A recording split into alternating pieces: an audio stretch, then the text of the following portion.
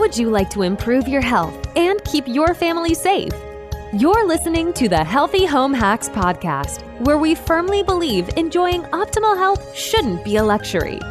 Healthy Home Authorities and husband and wife team Ron and Lisa will help you create a home environment that will level up your health. It's time to hear from the experts. Listen in on honest conversations and gain the best tips and advice. If you're ready to dive in and improve your well-being and increase your energy, you're in the right place. All right, here are your hosts, biobiologists, authors, media darlings, vicarious vegans, and avocado aficionados, Ron and Lisa Barris. This episode of Healthy Home Hacks is brought to you by Boren, world leader in homeopathic medicines. Is stress overload causing you some sleepless nights? Do you want to rest easier by supporting your body with a better way to feel better? For 90 years, Boren has been dedicated to providing your family with the purest medicines made from the Earth's best resources. Boren's Sleep Calm for adults and kids are melatonin-free sleep aids with no next-day grogginess. The melt-away tablets for adults and individual liquid doses for kids are non-habit forming and have no known drug interactions. From stress to sleep, pain relief, allergies, and more, Boren has got you and your family covered with affordable homeopathic remedies that are easy to find online and in natural product stores nationwide. Help your body the natural way with gentle, worry-free formulas for even the littlest ones in your family. Visit BorenUSA.com, that's BOIRON USA.com, to find the nearest retailer or buy direct using code RL20OFF. That's RL20OFF to save 20% off your entire purchase. Hey friends, and welcome to the Healthy Home Hacks podcast. If you love animals as much as we do, you're in the right place and you'll definitely want to stay until the end. Imagine this. If a group of beings from another planet were to land on Earth, beings who consider themselves as superior to you as you feel yourself to be to other animals, would you concede them the rights over you that you assume over other animals? George Bernard Shaw. That is an interesting question to ponder, and one that I've often asked myself on my own journey, from being raised a meat eater to becoming a vegetarian at age 17, and now as a full vegan for over 6 years. We consider animals essential to our survival as food, but we know today that isn't true. Not only is eating a whole food, plant-based diet healthier for you, but it doesn't require your participation in the exploitation of the vulnerable. So ask yourself, if aliens were to invade our planet and view us as a good source of protein, even if it wasn't required for their survival, but they farmed us like food, how would you feel? Someone who understands this and values not just human life, but all life is our guest today. In 2001, Kathy Stevens co-founded Catskill Animal Sanctuary, where her love of teaching, her belief that education has the power to transform, and her love of animals came together. One of the world's leading sanctuaries for farmed animals, Catskill has saved more than 5,000 non-human individuals through direct rescue, and exponentially more through programming that encourages humans to adopt veganism. Kathy is the author of Where the Blind Horse Sings and Animal Camp, two critically and popularly acclaimed books about the work of Catskill Animal Sanctuary. Kathy takes her message of kindness to all beings to conferences and colleges across the US and Canada. On weekends, you'll often find her on the grounds, either tagging along on tours or kissing pigs. Ah, a woman after our own heart. Welcome to the show, Kathy. I have never had an intro make me smile from ear to ear. That was so fun and heartwarming. You guys have amazing energy. Oh, thank you. Well, Kathy, we appreciate that because we've been huge fans of yours, much longer prior to this interview we're having right now. We followed Catskill Animal Sanctuary for many years, initially because we were in love with your baby goats. Yes, and their little sweaters. I said, Violet. You fell. I wasn't sure if I should bring her up because I did read the update. And, sometimes I know you lose beloved animals and that's so sad. But I would show Ron, look at this little goat. Look at this little goat in a sweater. Oh my God. We happen to love goats. We're goat people. So We fell in love with Violet and then all your animals, big and small. What a life you gave to Violet and others, too. You must feel so good about yourself, Kathy. That's so interesting. Do I feel good about myself? I've never been asked that question. I will tell you, to take in a being who's never known a moment's kindness and to say to that being with all that you have, like you're safe, you're loved, you matter, like, heck yeah, that's good for the heart. But on the other hand, you compare, you could open 1,000 sanctuaries tomorrow and not make a dent in the suffering. And the only way out of this suffering, and really one of the best ways to save the planet, is to make a massive societal shift to veganism. And so I don't spend a lot of time, Ron, thinking about whether I feel good about what I do. It is, I am driven and passionate about it. And I wake up enthusiastic every day, even though I've been doing it for 21 years. But once you like look behind that curtain and you know what animals endure in the process of becoming our food, it's hard. Maybe I feel good about what I do, but I don't feel satisfied. I don't feel satisfied because the need is so great. So anybody who runs a nonprofit for farm animals that exists to usher in a vegan world is always asking that question: how do we do more? Mm-hmm. Wow. I mean, I guess you have to have that level of drive to continue to do the work that you do, because you're right. It's like we can watch the videos on Instagram and go, oh, how cute. The animals are so cute. But, just the thinking of where some of them came from and where I guess they all came from is got to be so heartbreaking. But just knowing what a difference you're making, I can't even imagine how good that must feel.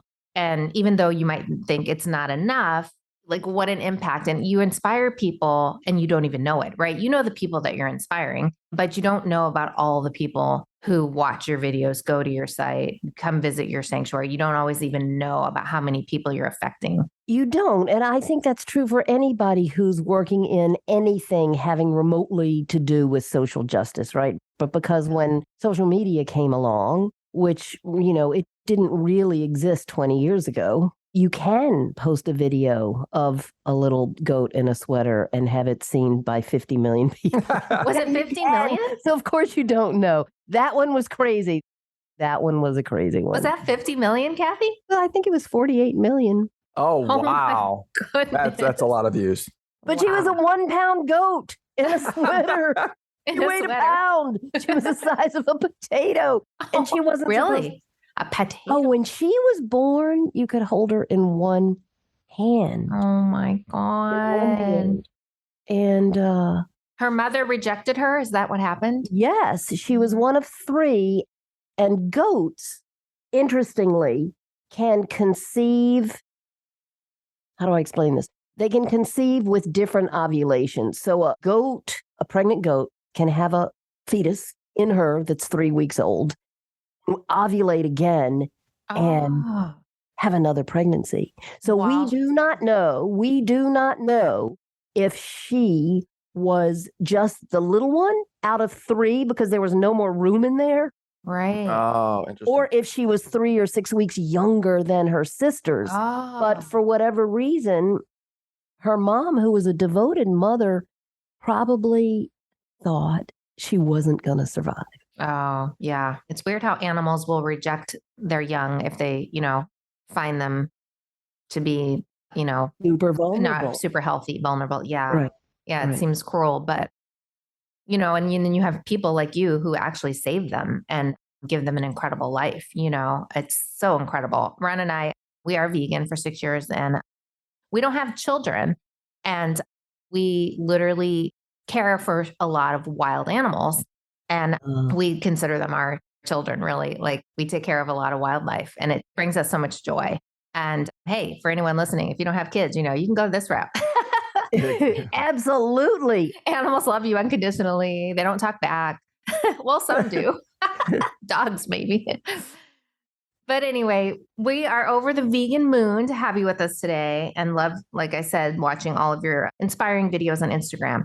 But I want to get into Catskill Animal Sanctuary first. So can you explain to our listeners what an animal sanctuary is and how it's different from an animal shelter And number 2, what makes Catskill Animal Sanctuary unique among sanctuaries for farmed animals? Sure. Okay. So a sanctuary is typically a place that offers a lifelong home to animals who come in the door. And more often than not, when people think of a shelter, they think of a dog and cat place, a dog and cat nonprofit where they can go to adopt a dog or a cat or sometimes a rabbit, an animal who lives in a home with you. Whereas sanctuaries tend to be open for wildlife or for farmed animals or for horses. You don't hear about dog sanctuaries or about cat sanctuaries. So one, it's terminology really, but one is for domesticated dog and cats, primarily the other animals I just mentioned. But sanctuaries take in animals from a whole variety of situations. And one of the things people never consider, people say, people will ask us, well, how do you get your animals? People think we have to go look for animals. Right. Whereas you could open 1,000 sanctuaries tomorrow and not make a dent in the need because they come from animal hoarders. They come from industry. When a chicken farm is going to downsize, they are going to gas whole warehouses filled with animals or raise the temperature and cook them to death, or put them in a dumpster and crush them, or put them in the meat grinder. And so sanctuaries intervene in those kinds of situations. So another thing that distinguishes sanctuaries from shelters is that you don't typically have requests at shelters to take in dozens or hundreds, but that's always a pressure at sanctuaries that have any kind of size and acreage and capacity. What makes us unique, perhaps, is that my background was in teaching. I was a high school English teacher for a decade and wanted to, after I was invited to be a principal of a new high school that was a media and technology school, and that's just not my thing. It's just not my thing. Had it been a social justice school or a school for the arts, I'd probably be there today. But it wasn't. And so I realized when I turned this job down, it's like, oh, I think you're done with this chapter of your life. Yeah. Funny how the universal sort of nudge you to your next, Yeah. It did. And I looked for a way to combine my love for teaching and learning with my love for animals because I had grown up on a horse farm where we always had all kinds of animals. And that's what led me to form Catskill Animal Sanctuary. And so the teaching, we are truly a teaching sanctuary. And when we first started from the get-go, I realized this was 2001, and there were sanctuaries around, but nobody was doing the educational piece the way I felt like it needed to be done. No, we are not. You guys know this. You've been vegan 6 years. You are serious animal lovers. You weren't, before you were in your pre-vegan days, you weren't waking up and saying, I can't wait to torture animals at breakfast, lunch, and dinner. Right. Yeah. Nobody is intending to harm. We just live in a culture that has us believe that we're going to drop dead from protein deficiency, Right. or that, our family is going to disown us if we come in the door talking about ways of thinking about animals differently or eating differently. So from that first day, we've had a really active teaching program that helps people who come down our driveway and have their hearts ripped open because a turkey has fallen asleep in their laps, or a pig has run to them when they call her name, or a cow walks up with those big, beautiful eyes and stares at them and just licks their face over and over, because cows are so affectionate. Cows are, yeah. I mean, I've watched that. I haven't actually, had a close encounter. Cows, still waters run deep. That is the expression that best describes a cow. Anyway, people visit sanctuaries and they come unglued. Like animal lovers come down the driveway and they don't expect what I just described. So then they're raw and emotional, and we've shared what they're participating in and its impact on the animals, its impact on their health, its impact on the environment. And they want to that's a moment of opportunity. They want to make a change in that moment. So you have to say, okay, here. And so we have, not only do we have lots of different educational programs, we also have a vegan cooking program. We have a very active vegan cooking program that offers, Linda is a gifted chef, and we piloted a wonderful coaching program. Okay, Kathy, putting you on the spot, your favorite vegan recipe. Don't think about it too deep. What's your favorite go-to from her menu? Oh, it sounds very simple, but I'm thinking about winter because it's getting cold. It's just a chipotle black bean sweet potato stew. Ooh, that is yum. awesome. Yummy at that sounds good. Chipotle. Yeah, nice. Oh, you know what? Can we put a link to that in the show notes? You can put a link to her cookbook.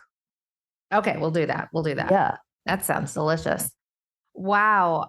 Have you ever seen that movie Temple Grandin? No. Oh, Because I know about that movie and I have very conflicting feelings about that. Okay. Yeah, right. Because it still is factory farming, right? I mean, she improved factory farming, and made it a little, can you make it more humane? It's so inhumane. But she did try to make it more humane. At least that's what I grasped from watching the movie. She did. If you can keep an animal calm till their moment of death, I suppose that's better than the alternative. But if you say to me, look, take a cow, it takes about 2 years, which is the system she designed, right? She designed a system that mimics cows, how cows meander in nature. So if you say to me, cows are killed at 2 years old, beef cows. If you say to me, Kathy, I'm going to kill you 2 years from now, do you want to be killed in a way that is kind of catches you off guard? Or do you want to be killed in a way where you know what's facing you because you can see it and you can smell it and you can hear it? I'm going to say I choose door number 3. I want not to be killed. Yeah. Oh, I want not to be killed. Yeah. Well, what's the movie Cowspiracy? That was a really beautiful movie. That movie really was eye-opening. And then also, what's the other one, Ron, that you turned your mom and dad vegan? Spoons over forks, or what's that? No, Forks over knives. Forks over knives. Okay. Okay. I confused my utensils. Thank you, ladies. I love it. That was great. Unintended, but there you go. It's the sequel to, is it Cowspiracy? That the ad has the hamburger. No, that's not What it. the I've hell? watched so many food. Yeah, what the hell? That one turned your mom and dad vegan for a while, Ron, and they're very big meat eaters. And, originally thought, I was harming their son when we went vegetarian together and vegan. They were like, you're starving In my defense, though, I wanted to be vegetarian a long time ago, and I was. I know, vegan. But yeah. Then later, they were worried you were going to die, of the protein myth, not getting enough protein. Ron, where are you from? Well, I grew up on the East Coast, born in the Midwest. I grew up in the Washington, D.C., Virginia area. But like many people that have been brainwashed from that media phrase, about protein and all those things too. I think, like this culture in general has been falsely led to think that we need high levels of protein and it needs to be animal protein. And that's just not the case, because I don't want to flex for you, Kathy, but these are some guns. You were the wrong shirt. Ron's flexing his muscles. Uh-oh. I believe you, Ron. I believe you. Oh, thank you. Thanks, Kathy. My wife's laughing, but thank you for making me feel good. There you go. Yeah. Obviously, we're healthier now, vegan. We were healthier vegetarian than when we were meat eaters, and we're healthier vegan than when we were vegetarian, and, clean bill of health and no medication. And we both weigh less than we used to. Even like I weigh less than I did in high school, and that's not from dieting or, vigorous, crazy amount of exercising. That's literally just from making healthy food choices and being aware, because this is a two-faceted approach of, because when you tell people you're vegan, they go, are you doing it for health reasons or animal? Like it can't be both. Well, it's actually both. But for me, it started health. And for Ron, it was animal. And now it's become both for us, right? I wasn't even thinking about, like you said, I didn't even think about the animals. I didn't think that they had feelings and families. And you kind of know, but you don't realize the horrors that go on. Because, old MacDonald had a farm and you think all the animals are just getting along and having a great time on the farm. Well, there's been those marketing arms of those huge industries, which are multi-billion-dollar corporations, have a damn good marketing arm. And they've got lobbyists who are very influential with politicians. It's just a tough system to break through with people. But thankfully, It They is. even tried to sue Oprah, right? When she said, eat less meat or something. The meat They and cattle did sue her. industries. They did sue her, but they lost. Okay. Yeah. Yeah, they lost. Yeah. What was that? It was something about. She made a comment on her show to eat What was less the meat. comment? Yeah, she didn't say don't eat meat. She just said eat less. And then that's how Dr. Phil got involved because he was on her legal team. Oh, interesting. I Yeah. didn't know that. That's how he Yeah, ended I up. think she's tried veganism a few times. I don't think it sticks with her.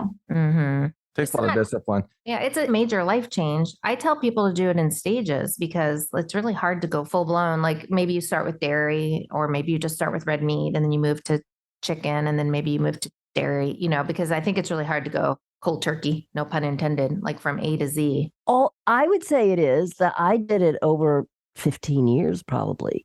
But most people who visit here have such an intense emotional reaction and they feel so guilty. They cannot believe what they have been participating in, that people who come to animal sanctuaries tend to do it really quickly because they get the urgency. Yeah. They really do. They connect with the animals and they understand, right? My favorite story, quick story to exemplify what I just said, is that a young man, I come down to the parking lot, went down to the sanctuary, pulled into the parking lot. He was just finishing up a tour and he saw me from a distance and we locked eyes and he sprinted toward me. He's probably 30. And he came up and he grabbed my forearms and he burst into tears. And he said, I get it now. Tell me what to do. Oh, Wow. that is beautiful. There's been a lot of brainwashing. It's too bad there's not a sanctuary in every city that people could go and visit and have that connection with, because it's not like, oh, you're bad, you're not vegan, we're going to guilt you into eating better. The way that you're transforming people is coming from such a beautiful place of like they're wanting to do it. They're not feeling pressured or guilted or anything like that. Yeah, I believe you have to do it like that. Yeah. I don't believe in the angry vegan approach. Although the grumpy vegan. The grumpy vegan, the angry vegan, although here's the thing. This is the biggest social change movement in the history of mankind, humankind, right? We are not asking men to change their attitudes toward women. We are not asking white people to open up their minds about and realize that skin color doesn't make you any better or entitle you to anything, right? We're not asking a segment of a population. We are asking every single person alive to change his or her relationship with and behavior toward animals. So in that way, I think, if you look at the civil rights movement or you look at any other social change movement in history, what appeals to you as an approach, Lisa, or you as Ron, is not necessarily going to be what appeals to me. Everybody responds to different inputs. So I don't oppose those more confrontational approaches, and I have friends who've changed because of them. But to me, they had the opposite effect on me. Oh, and I think most of us, I always say that if I had been part of the civil rights movement, I would have been if I'd been a little bit older, I would have been on the MLK side of things as opposed to the Black Panther side of things. Although now I totally get the Black Panther side of things. Yeah. Different ways to go about it, but both, achieving the same end. It's interesting to know, we talked about just brainwashing in general. And McDonald's alone feeds 68 million people a day, which begs the question of the sheer number of animals that are slaughtered daily to keep up with that demand. So how would you answer the question, what does vegan living mean? Thank you for that question. It means living with the intention of inflicting the least amount of harm. The intention of inflicting the least amount of harm on other living beings, specifically on animals. To me, veganism is a philosophy and you apply it. It's just the philosophy of non-harming, period. The do unto others philosophy. It's not about perfection. I don't go, if I'm in a hurry, I don't eat a lot of snacky foods. I eat mostly whole foods, but sometimes I want cheese and crackers. And if I don't see my brand of crackers and I'm in a hurry, I will make an assumption. I think that box is vegan. And I'll get that box of crackers if I'm in a hurry. So I don't think it's about, I didn't throw out my leather belts. I didn't throw out my leather shoes. I didn't throw out my wool rugs. Like, you can go that path, or you can be a little forgiving of yourself and say, look, there are animal products in everything, in cosmetics, in everything. And so you can just launch this new chapter in which you are trying to live by the values that we all aspire to. I choose to believe that most of us are good, and that values like mercy and kindness and compassion are central to our lives. So veganism is just about being more conscious of what that looks like in every aspect of your life, starting with food, because again, in the course of a year, you're sparing the lives of 100 animals if you stop eating them. So that's where to have the biggest. 1 year, is that the kind of average? That's a number. You see the numbers are all over the place, but you often see about 100. Yeah. Mm-hmm. Wow. Talk about making an impact. Jeez. Yeah. Well, I mean, if you eat seafood, you could eat 100, and you eat shrimp and oysters, you could eat 100 in a couple of weeks. Yeah. Wow, that's crazy. That puts in perspective. Yeah, sometimes you need those stats to understand how powerful that movement is. I think, too, there's a spiritual aspect of going vegan. Ron and I felt this when we went vegan. We just felt like, I don't know, it was like as we were developing our spirituality deeper, it became like part of that. And there's just no way that you can harm. And we don't harm bugs. We save every bug. If there's any bug in our house, we save it. We take it outside. I just saved 2 crickets this week. Literally. Let me ask you something. I have one exception. Ants. I have 2 exceptions. Ants and cockroaches. Nope. Oh. Mosquitoes and ticks. Oh. I was going to say, if something bites me, I can hit it back. Self-defense. You can tell we live in different regions. Self-defense. It is. Yeah. Yeah. For sure. Yeah. It is what? Self-defense. self-defense. Yeah. Yeah. Yeah, we don't have a lot of mosquitoes here, and we don't have, well, I guess they're everywhere, but we generally don't have a tick issue or a mosquito issue. So yeah, I'm with you on that, Kathy. And for us, ants, because we'll get ants sometimes in the summer when it's really hot. They like to come in. And yeah, there was a Buddhist guy, Ron, right, that we met that said, ask them to leave. And if they don't leave, then you have the right to kill them. Well, they don't leave when you ask them. That's hilarious. Well, so again, but it's the same principle. It's not about perfection. It's about your intention of living with I love that, Kathy. Cause the least possible harm. Yeah, because I've been green shamed, and, you know, people shame. The people all on the right side will shame each other that you're not doing good enough, you know, and that's like very counterproductive. Oh, you have, you know, leather seats in your car? Well, yeah, okay. You know, there's things that you're going to, like you said, kind of feel like that's maybe a compromise. You're not perfect. And, you know, on your path to improving yourself, on your path to growth, you get better and better and better. You know, you might not get rid of the leather stuff you have, but you're not going to buy anymore moving forward and things like that. Exactly. Now, Kathy, what do you say to the people that say, like, I'm not Kathy Stevens and I can't be vegan. I can't start a sanctuary. I mean, did you start off this way? Did you start off with this vision, or you just like them and you made this transition? I don't know that I understand the question.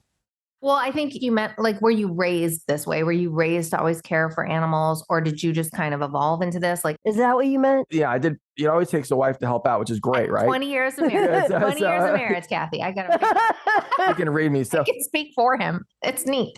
It's really nice, right? And it's nice for me too to hear myself repeated. It's great.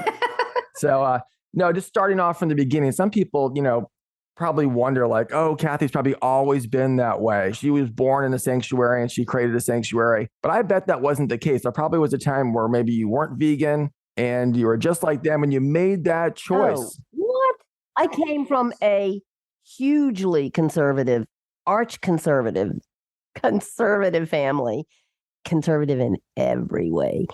And I grew up on a horse farm, and we had cows and we ate them, and it was very meat and potatoes family. And in fact, my dad, who died prematurely of heart disease, used to call me routinely and say, you know, after I went vegan, which was 20 some years ago, what are you having for dinner tonight? Nuts and grass or sticks and leaves? So That's funny. God, how many times did I hear that? Right. That's great. My dad was probably thinking that. He never said it to me, but that sounds Yeah, like Lisa, your dad something- was a hunter as Yeah, well, right? exactly. He was a hunter. Yeah. So was not raised at all like this. And it has pained me that not more of my family have become vegan in the process of watching this, me on my own journey. Some have. My sister and her kids are somewhere from vegan to vegetarian to almost vegetarian. All she and her husband and her 4 kids are doing pretty darn well. But no, I grew up in a racist, homophobic, sexist world. I guess that's a different show, Kathy. Right. With a very traditional diet. Yeah. Yeah, we me said too. Dr. Phil Well- earlier, and you were just going on, Kathy, and you thought that it was no. Yeah. That's your next show. Sorry, I'll zip it. It's the SAD diet. All of us here on this show grew up with the SAD diet, the standard American diet. A lot of white food, potatoes, bread, cereal, bagels, meat. Yeah. We had a meat at every meal. White food and brown food. White food and brown food. That's funny. I used to say to Ron, our plate was always beige.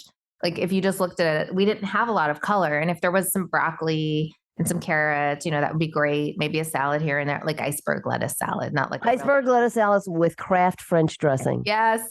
Yeah. Talk about like empty. It's very empty. And you feel very empty after you eat like that because it drains you. It's very hard for our system to digest that kind of food. And it's also like we're not getting all those nutrients and enzymes that give us energy. We even did a couple weeks of raw food, and I was like bouncing off the walls with energy because the enzymes in the uncooked food really give you a lot of energy. They save your energy basically. Yeah.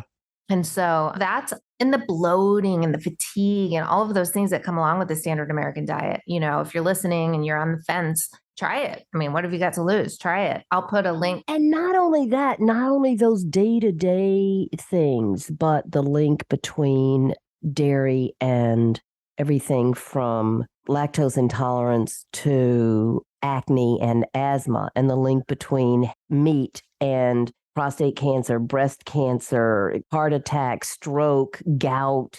I mean, people are so defended about what they eat. But if anybody who wants to do any level of research will easily see, this is not working for me from a health perspective. Even if it is right now, it won't long term. And there's a famous quote that I'm sure you've heard this.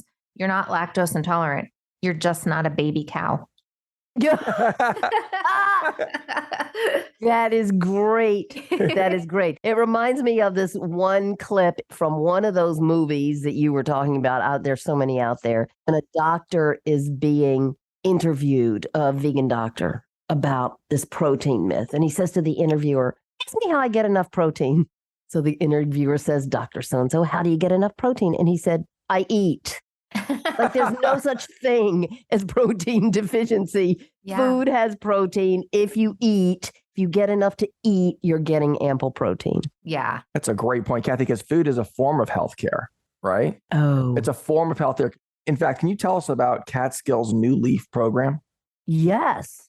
Chef Linda is a professional chef and also has a certificate in nutrition and came to our program 11 years ago. And we were originally doing cooking classes, but found that it's like this urgency knocking at the door. Like it wasn't enough to hand out food samples after tours on weekends and offer cooking classes for a maximum of 12 people at our bed and breakfast, which is what we were doing.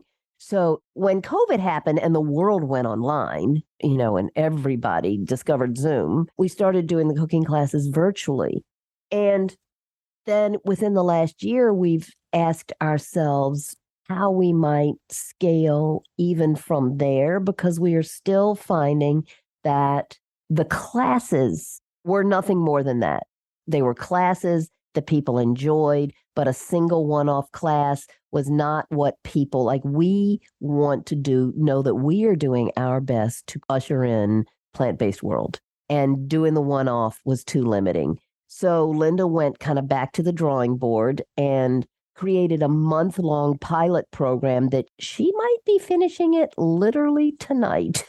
Oh, wow. Timely. There you go. Yeah.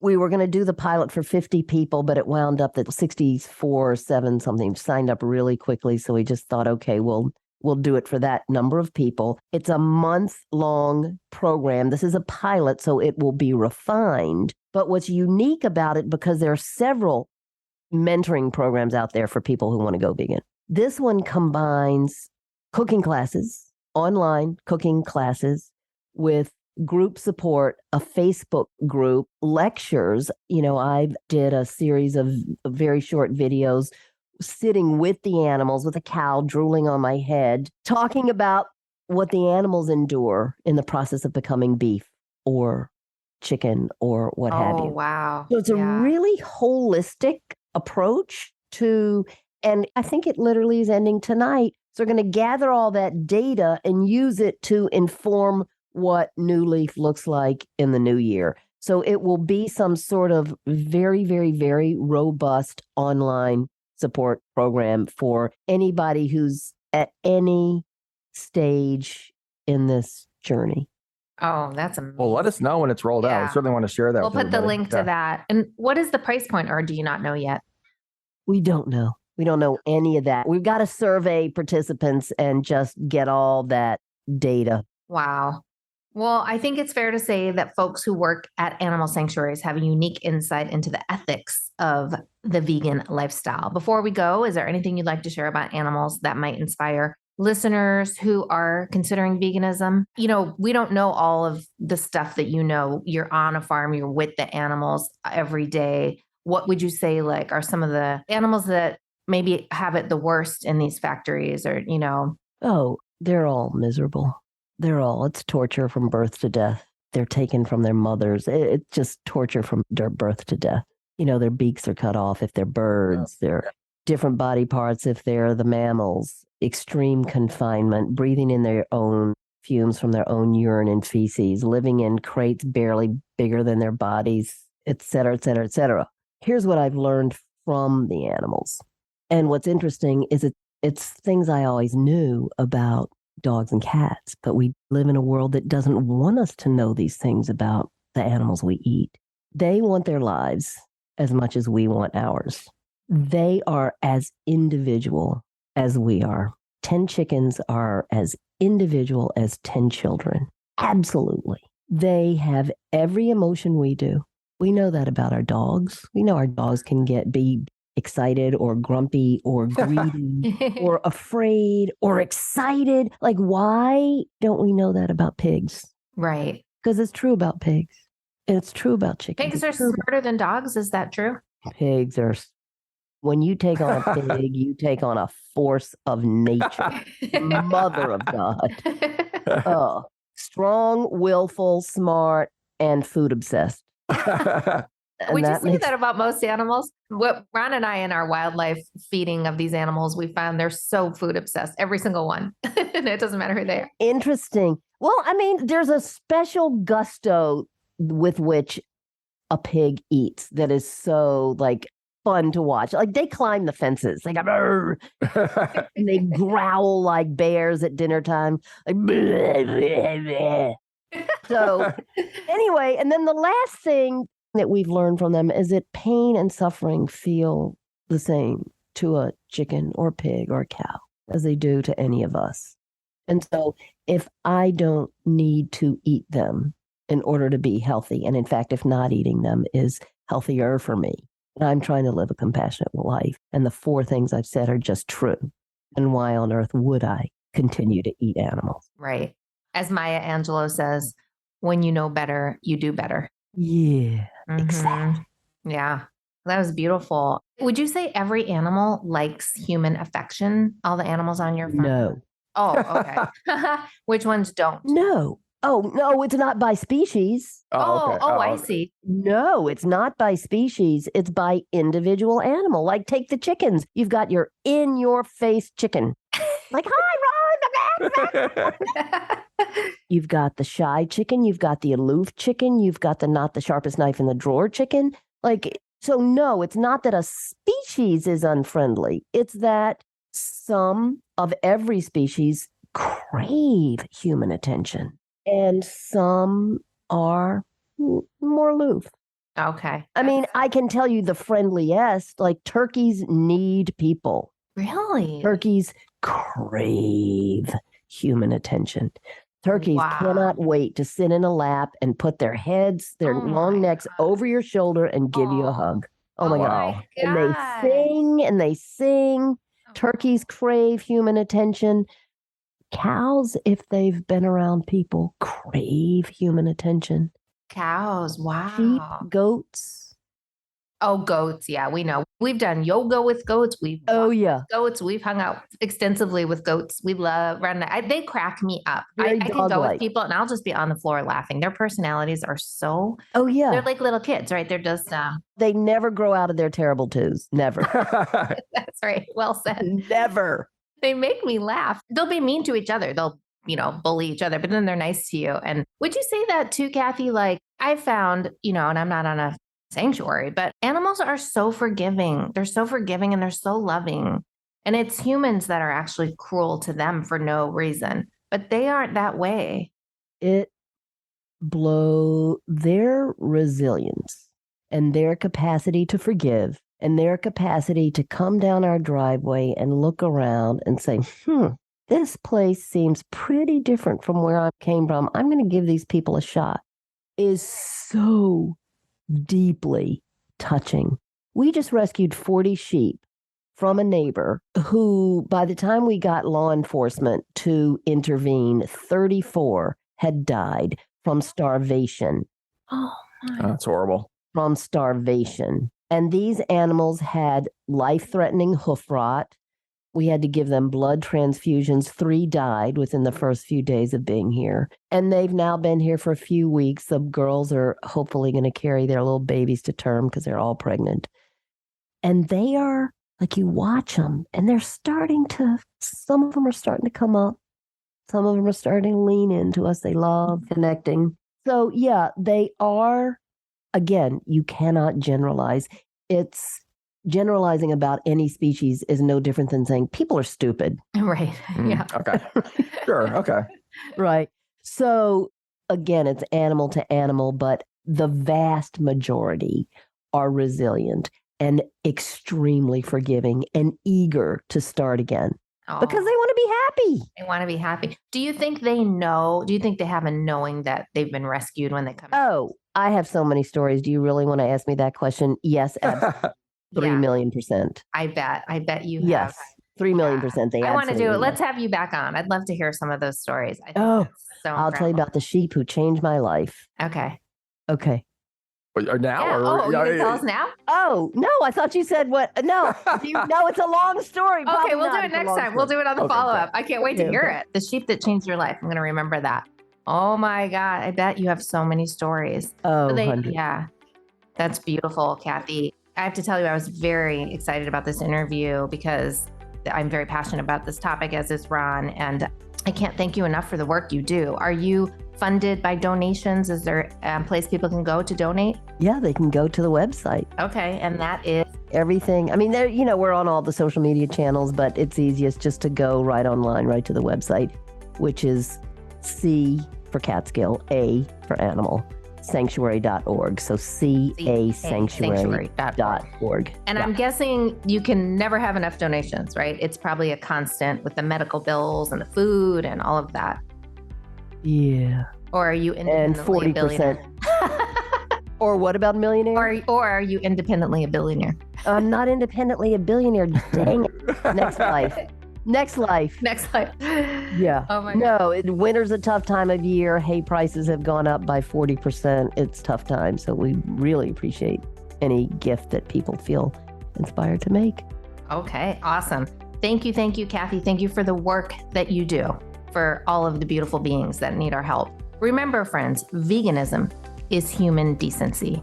You can learn more about Catskill Animal Sanctuary at casanctuary.org. And to learn more about their new leaf program, visit casanctuary.org/new-leaf. We'll have all the links in the show notes at ronalisa.com/podcast. Stay tuned for the next episode. Get ready to up-level your health and protect the vulnerable. See you then. Bye. Bye, Kathy. Bye, guys. Thanks, Lisa. Thanks, Kathy. Ron. Bravo. Thanks for what you do. Thank you, Kathy. Pleasure.